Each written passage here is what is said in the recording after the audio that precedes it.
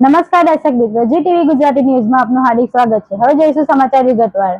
Diamond city સુરતમાં આજે ફરી એકવાર મુખ્યમંત્રી ભૂપેન્દ્ર પટેલની મુલાકાત દરમિયાન કરોડો રૂપિયાના વિકાસ કામોની ભેટની સાથે વિકાસના નવા સોપાનનું સાક્ષી બન્યું।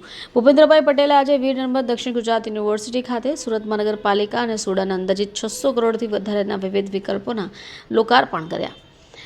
આ તકે પોતાની મૃદુ અને મક્કમ શૈલીમાં ભ્રષ્ટાચાર પર આડકતરી મજાક પણ કરી। કોર્પોરેશનને ખૂબ ખૂબ અભિનંદન। એટલો જ ટેક્સ લેવાનો કે જે કોર્પોરેશન ન હોય, આપણે ટેક્સ સિવાય બીજું કંઈ નહીં પાછું।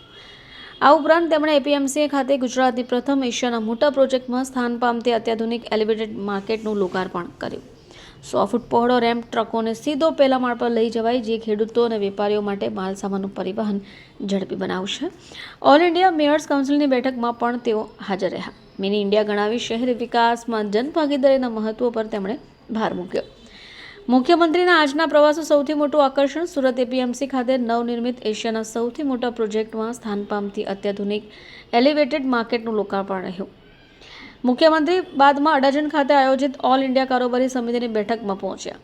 16 દેશોના રાજ્યોના 44 મેયરો સુરત મહેમાન બન્યા। મુખ્યમંત્રીએ તમામનું સ્વાગત કરતા જણાવ્યું કે આ સુરત એક મિની ઇન્ડિયા છે। શહેરનો વિકાસ ત્યારે જ શક્ય છે જ્યારે જનભાગીદારી મજબૂત વહીવટી તંત્ર સાથે મળીને કામ કરે। આ બેઠકમાં દેશના વિવિધ શહેરોની સમસ્યા, તેમના નિવારણ માટેના આધુનિક મોડલ્સ પર પણ ચર્ચા કરવામાં આવી હતી।